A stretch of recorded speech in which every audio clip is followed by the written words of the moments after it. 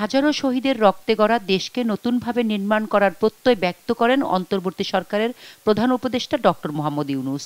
এজন্য প্রত্যেককে আরও দায়িত্বশীল হয়ে কাজ করার আহ্বান জানান তিনি। রাজধানীর তেজগাঁয়ে প্রধান উপদেষ্টা কার্যালয়ে সচিবদের সঙ্গে বৈঠকে এ আহ্বান জানান প্রফেসর ইউনূস।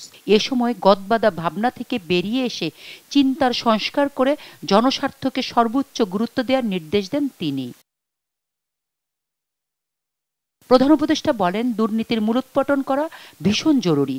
একসঙ্গে সরকারি অর্থের সর্বোত্তম ব্যবহার নিশ্চিত করতে হবে।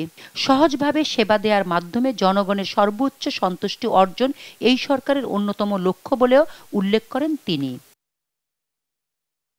স্বচ্ছতা ও জবাবদিহিতা নিশ্চিতে সব ধরনের প্রতিবন্ধকতা দূর করে সবাইকে নাগরিক বান্ধব মানসিকতা লালন করার পরামর্শ দেন ডক্টর মোহাম্মদ ইউনূস। ছাত্র জনতার আন্দোলন নিয়ে বিশ্বব্যাপী যে আগ্রহ ও ইতিবাচক ধারণা তৈরি হয়েছে তা দেশের স্বার্থে কাজে লাগাতে সবাইকে আরও উদ্যমী হওয়ার আহ্বান জানান প্রধান উপদেষ্টা। শামীমা আক্তার, দেশ টিভি, ঢাকা।